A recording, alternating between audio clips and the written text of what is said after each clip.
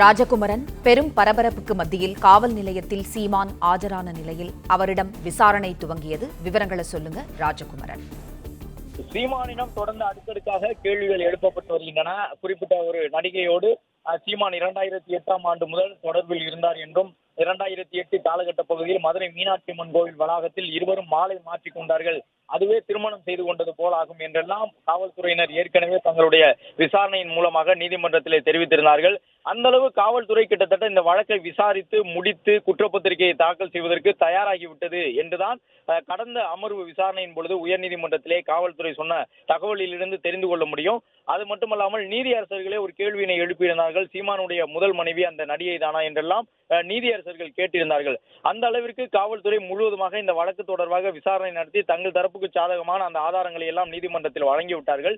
என்றாலும் கூட மீண்டும் ஒரு சம்மன் வழங்கப்பட்டு சீமானை விசாரிப்பதற்கு காரணம் காவல்துறையினர் தங்களுடைய இறுதி குற்றப்பத்திரிகையை தாக்கல் செய்ய இருக்கின்றார்கள்.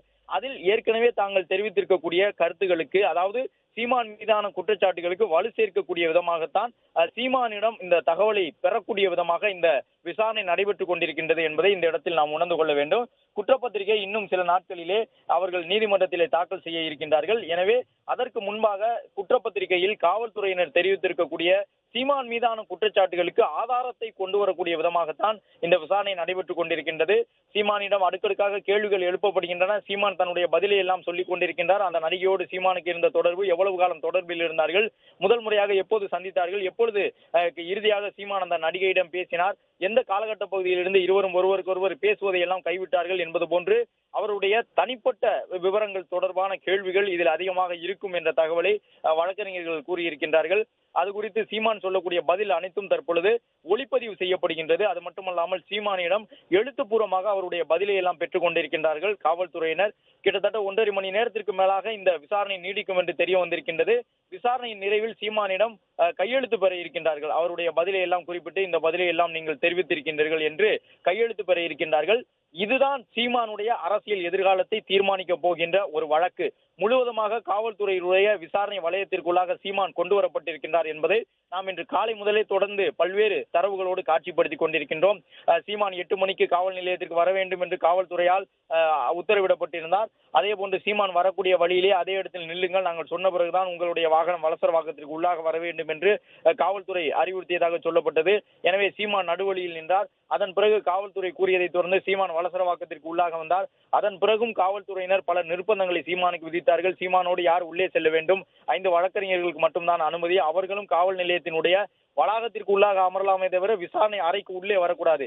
விசாரணை அறை என்பது காவல்துறை அதிகாரிகள் சீமானுடன் 1 to 1 பேசக்கூடிய வகையிலே சீமான் மட்டும்தான் அந்த விசாரணை அறைக்குள்ள அனுமதிக்கப்படுவார் என்பதை எல்லாம் தெரிவித்திருந்தார்கள். எனவே 5 வழக்கறிஞர்கள் சீமானுடன் சென்றிருந்தாலும் கூட அவர்கள் தற்பொழுது அமைதியாக ஒரு ஓரத்தில் அமர வைக்கப்பட்டிருக்கின்றார்கள் காவல் நிலையத்திற்குள்.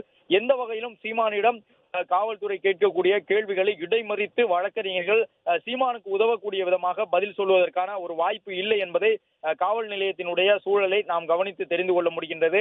காவல்துறையினர் முழுவதுமாக வலசரவாக்கம் காவல் நிலையத்தை தற்பொழுது தனிமைப்படுத்தி வைத்திருக்கிறார்கள். ஊடகத்தினர் உட்பட யாருமே அந்த காவல் நிலையத்தினுடைய வளாகத்திற்கு உள்ளே செல்ல முடியவில்லை. காவல்துறையிலும் கூட அனுமதிக்கப்பட்ட காவல் உயர் அதிகாரிகள், வலசரவாக்கம் காவல் நிலையத்தினுடைய காவலர்கள் மட்டுமே அந்த காவல் நிலையத்திற்கு உள்ளாக இருக்கின்றார்கள். மிக மிக ரகசியமாக துருவி சீமானிடம் அடுக்கடுக்காக பல கேள்விகளை காவல்துறையினர் கேட்டுக் கொண்டிருக்கின்றார்கள் என்பதை மட்டும் தற்பொழுது அங்கிருந்து வரக்கூடிய தகவல் மூலமாக நாம் பெற்றுக்கொள்ள முடிகின்றது. சீமானிடம் தொடர்ச்சியான கேள்விகள் எழுப்பப்படுகின்றன. குற்றப்பத்திரிகையை தாக்கல் செய்யும் பொழுது சீமான் மீதான குற்றச்சாட்டுகளுக்கு இருக்கக்கூடிய ஆதாரங்களை காவல்துறை நிரூபித்தால் மட்டும்தான் இந்த வழக்கில் சீமானை கைது செய்ய முடியும். அல்லது சீமான் தனக்கு இருக்கக்கூடிய வாய்ப்புகளை பயன்படுத்தி இந்த வழக்கில் தனக்கு தேவையில்லாத செக்ஷனை எல்லாம் வழக்கு பதிவுகளாக சேர்த்திருக்கின்றார்கள் என்பதை நிரூபித்தால் அவர் இந்த வழக்கிலிருந்து விடுதலை பெறக்கூடும்.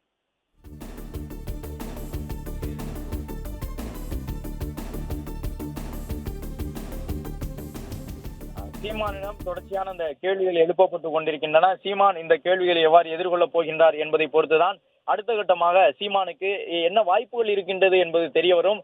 பாலியல் வன்புணர்வு போன்ற அந்த சட்டப்பிரிவுகள் மிக சிக்கலான சட்டப்பிரிவுகள். அதில் ஆதாரத்தோடு காவல்துறை குற்றச்சாட்டை நிரூபித்தால் குற்றம் சாட்டப்பட்ட நபர்களுடைய எதிர்காலமே கேள்விக்குள்ளாகும். அந்த அளவு தற்போது இருக்கக்கூடிய காலகட்டங்களில் பெண்களுக்கு பாதுகாப்பு தரக்கூடிய அந்த அடிப்படை நோக்கத்தோடு சட்டப்பிரிவுகள் பாதுகாப்பாக வடிவமைக்கப்பட்டிருக்கின்றன. பல திருத்தங்கள் ஒவ்வொரு மாதமும் வந்து கொண்டிருப்பதை எல்லாம் பார்த்து கொண்டிருக்கின்றோம். போக்சோ வழக்கு மட்டுமல்ல, பாலியல் சார்ந்த அனைத்து வழக்குகளுக்குமே தற்பொழுது உடனுக்குடன் தண்டனை வழங்கக்கூடிய விதமாக திருத்தங்கள் கொண்டு வரப்பட்டிருக்கின்றன. தமிழ்நாட்டு சட்டங்களில் கூட, அதாவது மாநில அரசு வகுத்திருக்கக்கூடிய சட்டங்களில் கூட, கடந்த சட்டப்பேரவை கூட்டத்தொடரில் கூட பெண்களுக்கு எதிராக இருக்கக்கூடிய அந்த குற்றச் செயல்களுக்கு கடும் தண்டனை விதிக்கப்படும் என்று தமிழ்நாடு முதலமைச்சர் சட்ட திருத்தத்தை கொண்டு வந்தார். ஒரு பெண்ணை ஒரு ஆண் ஒரு திட்டமிட்ட நோக்கத்தோடு பின்தொடர்ந்து சென்றாலே அவருக்கு தண்டனை கொடுக்க முடியும் என்ற அளவிற்கு இன்று பெண்களுக்கு எதிரான வன்கொடுமைக்கு உரிய சட்டப்பிரிவுகள் கூர்மைப்படுத்தப்பட்டிருக்கின்றன. இந்த சூழ்நிலையில்தான் சீமான் எவ்வாறு இந்த வழக்கில் இருந்து வெளியில் வரப்போகின்றார் என்பதெல்லாம் தெரிய வரும். 20 நிமிடங்களில் விசாரணை நிறைவட உள்ளது என்ற தகவல் வெளியாகி இருக்கின்றது. கைது செய்யப்படுவதற்கான வாய்ப்பு இல்லை என்பதும் தெரிய வந்திருக்கின்றது. சீமானிடம் இன்னும் ஒரு 20 நிமிடங்களில், அதாவது சரியாக 10:45 மணி அளவில் சீமான் வெளியில் வரக்கூடும் என்ற தகவலை எல்லாம் தெரிவித்திருக்கின்றார்கள். சீமான் ஆஜராகி தன்னுடைய பதிலை கூறி வருகின்றார். சீமான் கைது செய்யப்பட வாய்ப்பு இல்லை என்பது தற்பொழுது தகவலாக நமக்கு கிடைக்கப்பட்டிருக்கின்றது.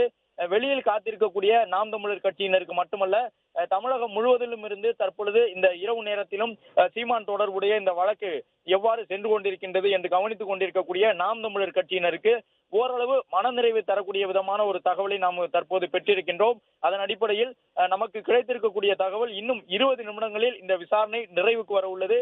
சீமானை கைது செய்வதற்கான ஒரு சூழ்நிலை தற்போது இல்லை என்பதும் தெரிய வந்திருக்கின்றது. சீமானிடம் சம்மன் வழங்கி அவரை ஆஜர் செய்ய வைத்து அவரிடம் பதிலை பெறக்கூடிய காவல்துறையினர் நினைத்தால் இந்த நொடியிலேயே சீமானை கைது செய்ய முடியும். அதற்கான அனைத்து அதிகார வரம்புகளும் காவல்துறைக்கு உண்டு. ஆனால் காவல்துறை தற்பொழுது சீமானை கைது செய்யக்கூடிய எண்ணத்தில் இல்லை என்ற நம்பகமான ஒரு தகவல் தற்போது நமக்கு கிடைக்கப்பெற்றுள்ளது. அது மட்டுமல்லாமல் இன்னும் ஒரு 20 நிமிடங்களில் இந்த வழக்கினுடைய விசாரணை நிறைவு கட்டத்திற்கு வந்துவிடும் என்பதும் தெரிய வந்திருக்கின்றது. எனவே சீமான் இன்று கைது செய்யப்படவில்லை என்றால் அடுத்தடுத்து சீமானுக்கு எந்த விதமான கைது அச்சமும் உடனடியாக ஏற்படாது. இன்னும் ஒரு 3 மாதங்களுக்குள்ளாக குற்றப்பத்திரிகை தாக்கல் செய்யப்பட்டு அந்த குற்றப்பத்திரிகை நீதிமன்றத்தால் ஏற்கப்பட்டால் மட்டும்தான் சீமானுக்கு தண்டனை கொடுக்க முடியும். சீமான் போன்ற அரசியல் முக்கியத்துவம் வாய்ந்த ஒரு நபர் மீது ஒருவர் குற்றம் சாட்டுகின்றார் என்றால், ஒரு பெண் குற்றம் சாட்டுகின்றார் என்றால் சந்தேகத்திற்கிடமின்றி அந்த வழக்கு விசாரிக்கப்படும். அதே நேரம் அந்த வழக்கில் ஆதாரங்கள் இல்லை என்றால் கண்டிப்பாக வழக்கினுடைய இறுதிக்கட்ட விசாரணையில் இருந்து அவர்கள் நீதியை பெற்றுக்கொள்ள முடியும் என்பதற்கான வாய்ப்பும் இருக்கின்றன. இந்த நிலையில்தான் இன்று சீமானை கைது செய்து விடுவார்களா என்பதற்கான ஒரு சூழல் பார்க்கப்பட்டது. ஆனால் தற்பொழுது அதற்கான வாய்ப்பு இல்லை என்பது தெரிய வந்திருக்கின்றது. சீமானை கைது செய்வதற்கான வாய்ப்பு இல்லை என்று உள்ளே இருந்து கிடைக்கப்பட்டிருக்கக்கூடிய காவல் நிலைய தரப்பில் இருந்து கிடைக்கப்பட்டிருக்கக்கூடிய இந்த தகவலில் நாம் உணர்ந்து கொள்ள முடிகின்றது. காவல் இணை ஆணையர், துணை ஆணையர், உதவி ஆணையர் என்று ஒரு பெரும் பட்டாளத்திற்கு முன்பாக சீமான் அமர வைக்கப்பட்டிருக்கின்றார். தனி ஒரு நபராக சீமான் விளக்கம் அளித்து வருகின்றார். அடுக்கடுக்காக சீமானை நோக்கி கேள்விகள் எழுப்பப்படுகின்றன. சீமானிடம் கடந்த காலங்களில் அவர் கூறியிருந்ததற்கும் தற்போது இருக்கக்கூடிய சூழ்நிலையில் அவர் கூறக்கூடிய பதில்களுக்கும் இடையே முரண்பாடுகள் இருந்தால் அதையும் குறித்து வைத்துக் கொள்கின்றார்கள். ஏனென்றால் அது கூட இந்த வழக்கினுடைய விசாரணையில் ஒரு ஆவணமாக பதிவு செய்யப்படும். கண்டிப்பாக சீமானுக்கு எதிரான குற்றத்தை நிரூபிப்பதற்கு அதை கூட ஒரு வாய்ப்பாக காவல்துறையினர் பயன்படுத்துவதற்கான சட்ட வாய்ப்புகள் அவர்களுக்கு இருக்கின்றன. எனவே இந்த வழக்கு விசாரணையில் அடுத்த கட்டமாக என்ன நடக்கப் போகின்றது என்பது இன்னும் சற்று நேரத்தில் தெரிய வரும். எவ்வாறாக இருந்தாலும் இன்னும் ஒரு 20 நிமிடங்களில் இந்த வழக்கினுடைய விசாரணை நிறைவு பெறும் என்று தெரிய வந்திருக்கின்றது. சீமானை கைது செய்வதற்கான ஒரு வாய்ப்பும் இல்லை.